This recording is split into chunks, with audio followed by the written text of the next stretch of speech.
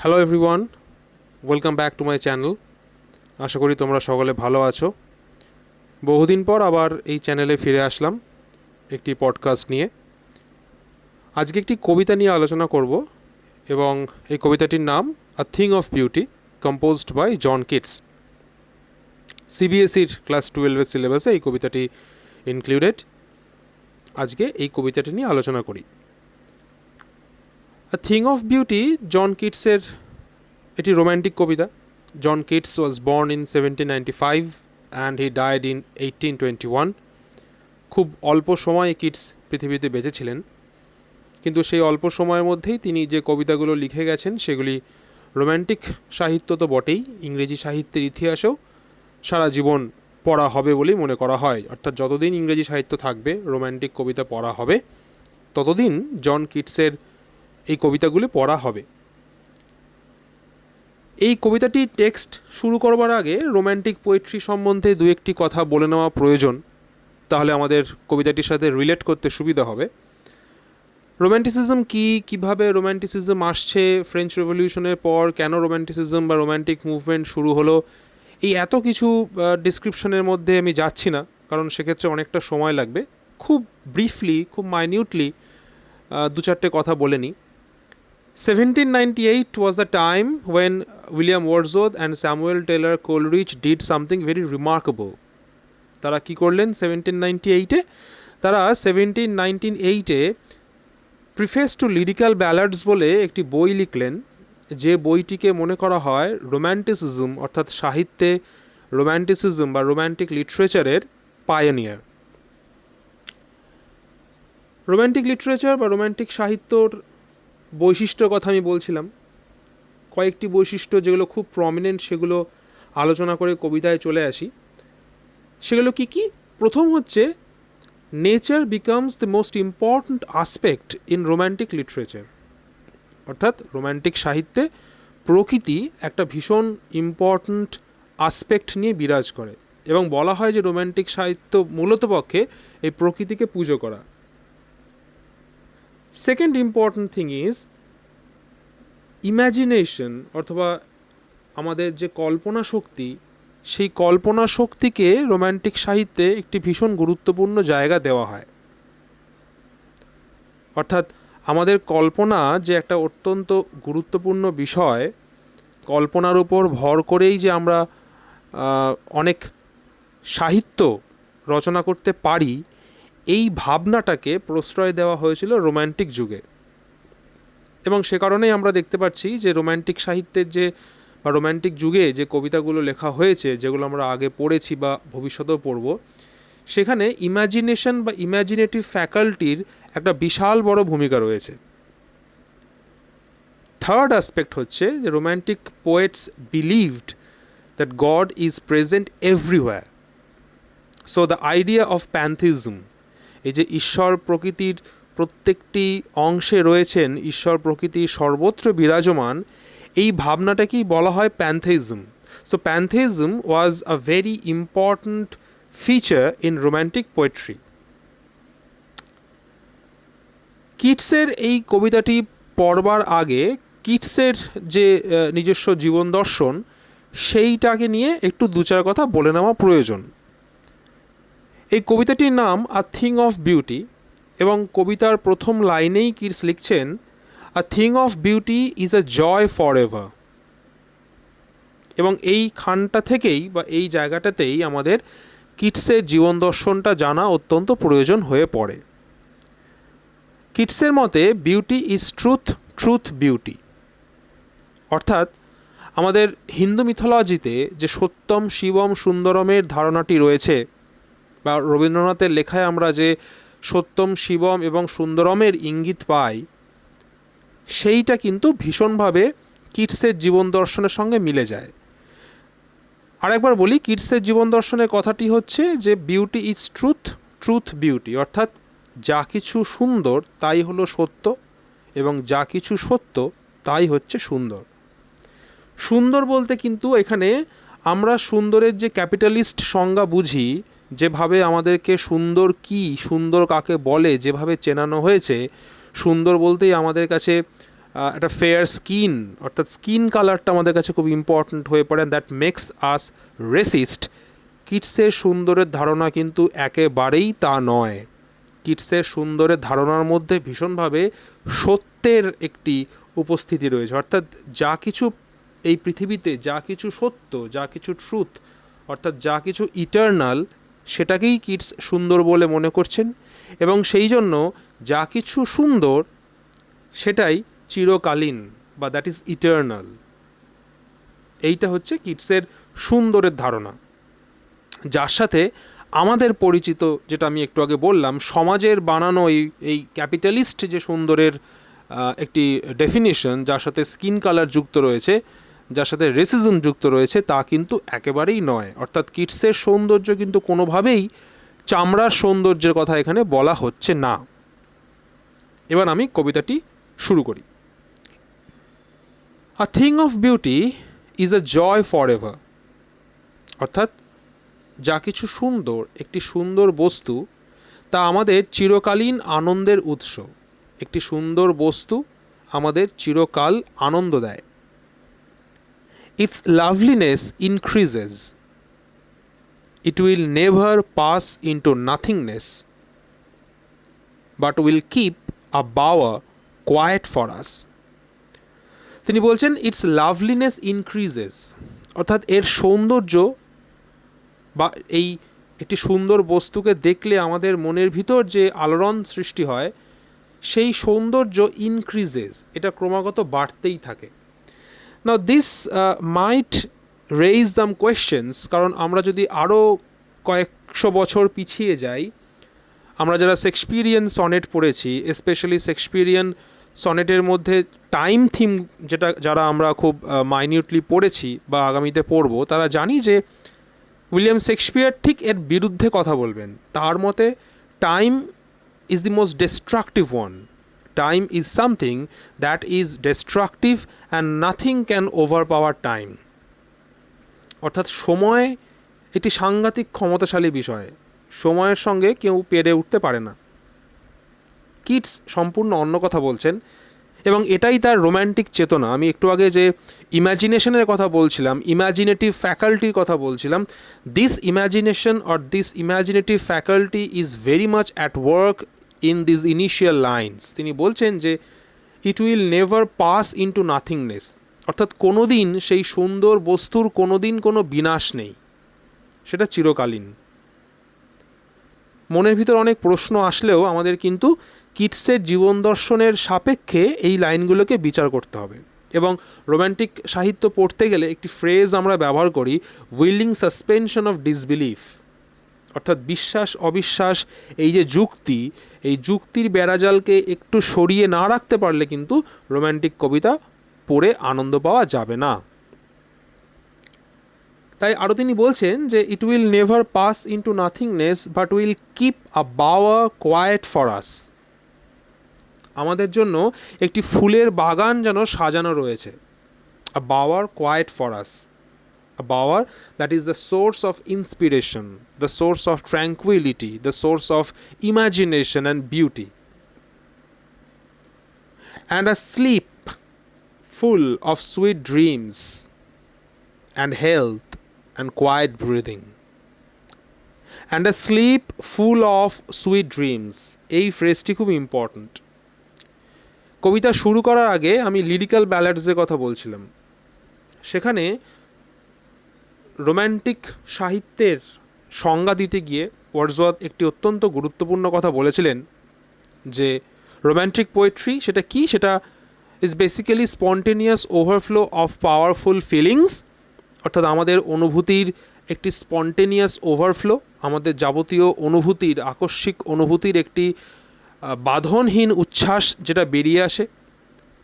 তারপর তিনি আরেকটি কথা জুড়ে দেন, ইমোশনস রিকালেক্টেড ইন ট্র্যাঙ্কুইলিটি, অর্থাৎ আমাদের যখন সেই প্রাথমিক উচ্ছ্বাস পার হয়ে যায়, যখন আমরা শান্ত হই, নিজেদেরকে কালেক্ট করি, আমাদের সেই ট্র্যাঙ্কুইল স্টেট অফ মাইন্ডে সেই ইম্যাজিনেশনসগুলো বা সেই ইমোশনসগুলো যখন আমরা রিকালেক্ট করি, অর্থাৎ সেগুলোকে পুনরায় যখন মনে করি, তখন সেই নির্যাস জমে যে সাহিত্যের সৃষ্টি হয় সেটাই রোম্যান্টিক সাহিত্য বা সেটাই কবিতা।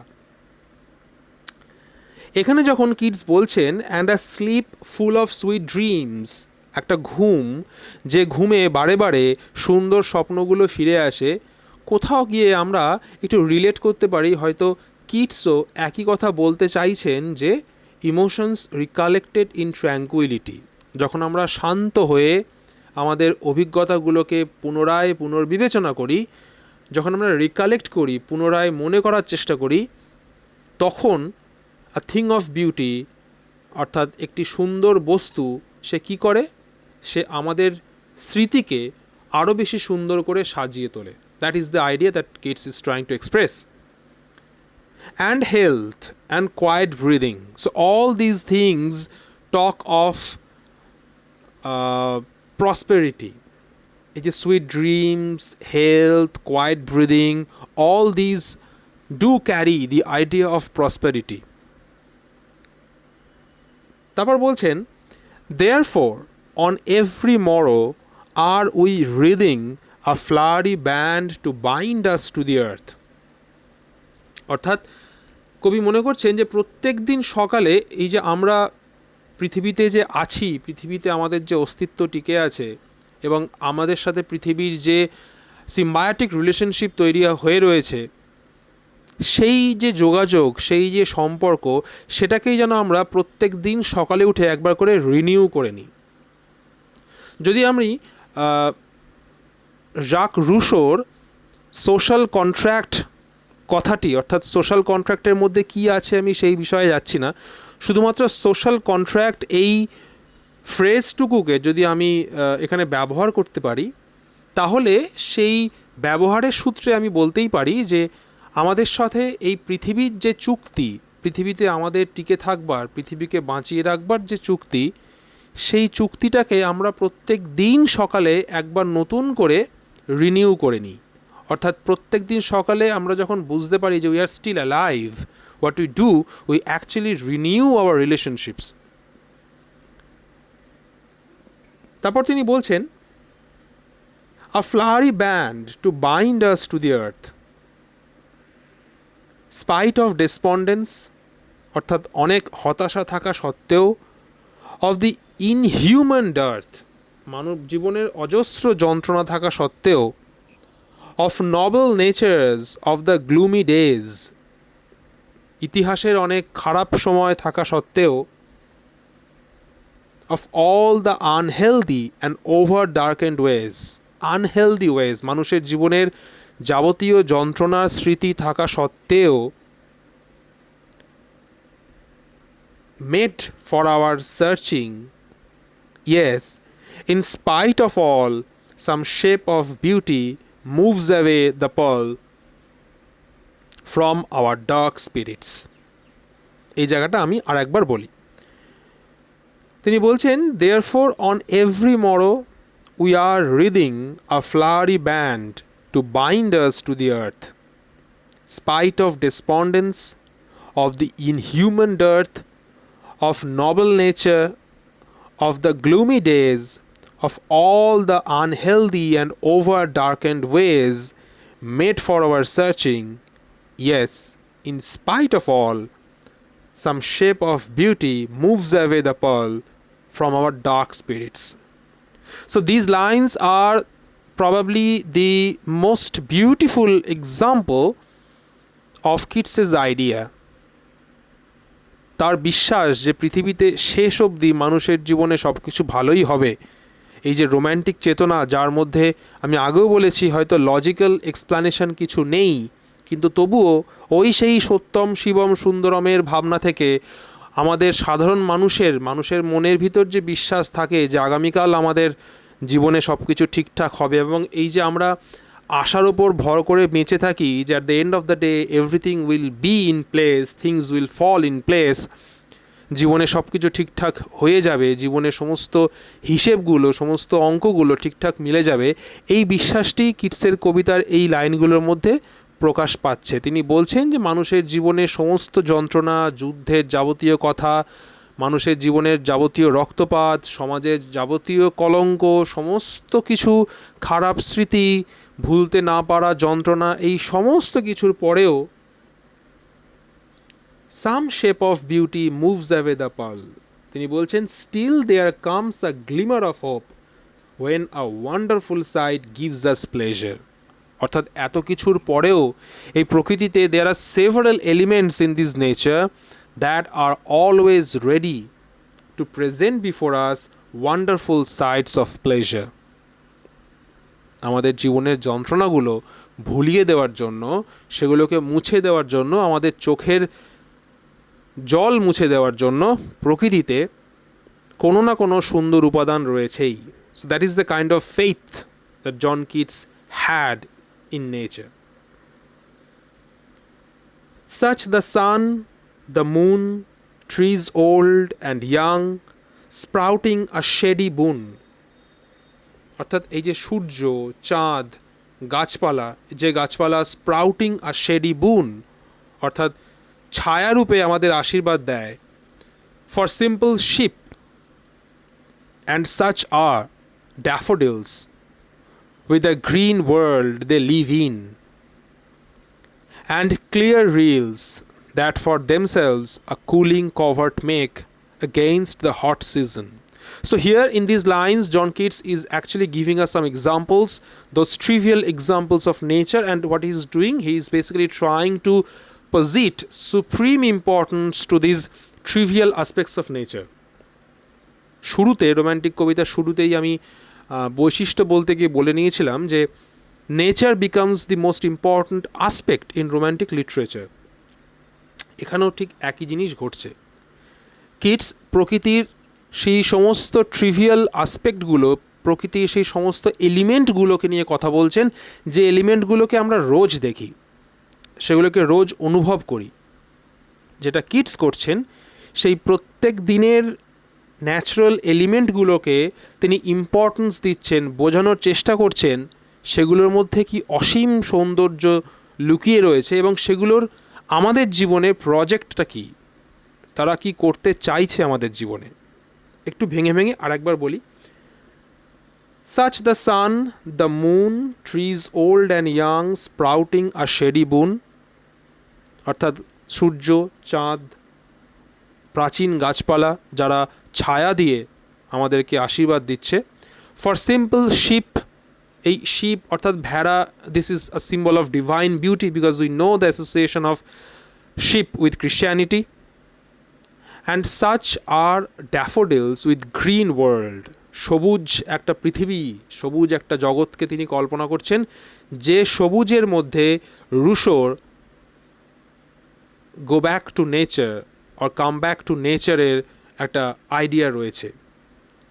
অর্থাৎ প্রকৃতির কাছে ফিরে চলো, এই প্রোপাগান্ডা থেকেই তো রোম্যান্টিক সাহিত্যে জন্ম হচ্ছে। এই গ্রিন ওয়ার্ল্ড, এর মধ্যে একটা ভিজুয়াল ইমেজারি রয়েছে, an embodiment of joy and delight রয়েছে, যেটা কিটসের মতে is enough to provide us tranquillity. এই সৌন্দর্য আমাদের মানব জীবনকে শান্তি দেওয়ার জন্য, সমস্ত ধ্বংসের মুখ থেকে বাঁচিয়ে আনার জন্য ইনাফ। আরও কি আছে? And clear reels that for themselves a cooling covert make against the hot season. So nature knows how to balance everything. This earth knows how to balance everything, and moreover the God has created everything so that the proportion is well maintained. কেন? কারণ hot season অর্থাৎ গরমের সঙ্গে গরমকে equalise করবার জন্য কি রয়েছে? Stream. যে স্ট্রিম কি করে? With their graphic view have a cooling effect on human beings. Cooling covert make, এই যে কথাটা বলছেন যে and clear rills অর্থাৎ ঝর্ণা বা নদীর জল, that for themselves a cooling covert make অর্থাৎ যারা আমাদের বাঁচায়, আশ্রয় দেয়, কোথা থেকে, কিসের থেকে? against the hot season, প্রচণ্ড গরম থেকে বাঁচায়। The mid forest break rich with a sprinkling of fair musk-rose blooms. Musk rose হচ্ছে ওয়াইল্ড রোজ, অর্থাৎ যখন ওয়াইল্ড রোজ বন্য গোলাপ ফুটে থাকে কোনো ফরেস্টের মধ্যে, সেই সৌন্দর্য আমাদের কোথাও একবার নতুন করে বেঁচে থাকবার প্রেরণা দেয়, ইনফ্লুয়েন্স করে আমাদের, so that we can carry on with this life, so that we can forget the drudgery and hollow sham of our life. And such too is the grandeur of the dooms. Very important line. Such too is the grandeur of the dooms. So what Keats is doing, he is celebrating not only life but death as well. অর্থাৎ যদি আমরা আবার শুরুর সেই কিটসের জীবন দর্শনে ফিরে যাই, beauty is truth, truth beauty, যদি আমরা মনে করতে পারি যে পৃথিবীতে যা কিছু সত্য তাকেই তিনি সুন্দর বলে মনে করছেন এবং ভাইসি ভার্সা, তাহলে death is also as true as life is. অর্থাৎ জীবন যেরকম সত্যি, মৃত্যুও তো সেরকমই সত্যি। তাহলে মৃত্যু যদি সেরকমই সত্যি হয়, মৃত্যু যদি ইনভিনসিবল ট্রুথ হয়, তাহলে ডেফিনেটলি তার মধ্যেও সৌন্দর্য রয়েছে, এবং that is why we should celebrate death as well. Keats এখানে সেই কাজটি করছেন, তিনি মৃত্যুকেও সেলিব্রেট করছেন। তাই বলছেন, and such too is the grandeur of the dooms we have imagined for the mighty dead. অর্থাৎ মৃত্যু, যে মৃত্যু ইনভিনসিবল, যে মৃত্যুকে পার করা যায় না, ইমপ্রেগনেবল, সেই মৃত্যুও একটা জীবনের যে সাইকেল সেটাকে পরিপূরণ করে, এবং এই পরিপূরণ করার মধ্যেই সৌন্দর্যটি লুকিয়ে রয়েছে, এই পরিপূরণ করার মধ্যেই নেচারের ব্যালেন্স লুকিয়ে রয়েছে। And this balance is an embodiment of beauty, this balance defines beauty itself.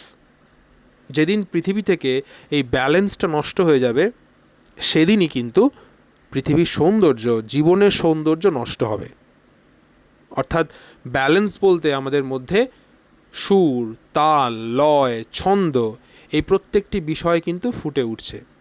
যেদিন পৃথিবী থেকে এই ব্যালেন্সটা হারিয়ে যাবে, সেদিন কিন্তু পৃথিবী ইনহ্যাবিটেবল হয়ে উঠবে, সেদিন কিন্তু সৌন্দর্য বলে আর কিছু থাকবে না। এটা কিটসের বিশ্বাস। And such too is the grandeur of the dooms we have imagined for the mighty dead. All lovely tales that we have heard or read, an endless fountain. Endless fountain মানে eternal source of motivation, of immortal drink. So Keats is imagining that there is something like an immortal drink which is an elixir of life. অর্থাৎ তার বক্তব্য যে আমরা এই পৃথিবীতে এই যা কিছু দেখছি, এই যা কিছু এক্সপিরিয়েন্স করছি, সেই সমস্ত কিছু, সেই সমস্ত সৌন্দর্যের sources are basically an endless fountain, that is an eternal source of motivation, those are an elixir of life. এবং last line, pouring unto us from the heavens brink. অর্থাৎ শুরুর যে কথাটা বললাম সেটা আর একবার বলি, যে beauty is referred to an endless fountain over here, that is an eternal source of motivation and elixir of life, and this precious gift from heaven gives us infinite pleasure and delight. Last লাইনটা বা শেষ দুটো লাইন, an endless fountain of immortal drink pouring unto us from the heavens brink. So this endless fountain, এই যে eternal source of motivation, সেটা সবসময় আমাদের কাছে এসে পৌঁছচ্ছে, কারণ ঈশ্বর বসে আছেন এটিকে নিয়ন্ত্রণ করবার জন্য। আরও একবার আমরা ফিরে যাই শুরুর দিকে, যেখানে আমি রোম্যান্টিক কবিতার ফিচার্স নিয়ে বলছিলাম, এবং শেষে বলেছিলাম the idea of pantheism, the belief in the existence of God. Romantic কবিতায় ঈশ্বরের অধিষ্ঠান বা ঈশ্বরের বসবাস ভীষণভাবে দেখা যায়, কারণ romantic poets like William Wordsworth, John Keats, they believed in the existence of God. তারা মনে করতেন প্রকৃতির প্রত্যেকটি উপাদানের মধ্যে ঈশ্বর রয়েছেন, and that is what pantheism is all about. এবং এই কবিতাটি শেষও হচ্ছে এই বিশ্বাস নিয়ে যে পৃথিবীতে মানুষের জীবনে প্রকৃতিতে এই ব্যালেন্সটা রয়েছে because the control button is in the hand of the heaven. নিয়ন্ত্রণকর্তা, সৃষ্টিকর্তা এই পুরোটাকে নিয়ন্ত্রণ করছেন, এবং সেই জন্যই a thing of beauty is a joy for ever. সেই জন্যই ঈশ্বর যেহেতু নিয়ন্ত্রণ করছেন, যা কিছু সুন্দর তাই সত্য, যা কিছু সত্য তাই সুন্দর। এই হচ্ছে কবিতাটির মূল বিষয়বস্তু। হোপফুলি আমি বোঝাতে পারলাম। কারোর যদি কোনো প্রশ্ন থাকে তোমরা কমেন্ট বক্সে কোয়েশ্চেন করতে পারো, এবং আমি ডেসক্রিপশন লিঙ্কে এই কবিতাটি কপি পেস্ট করে দেবো। হোপফুলি তোমাদের কাজে আসবে। Thank you.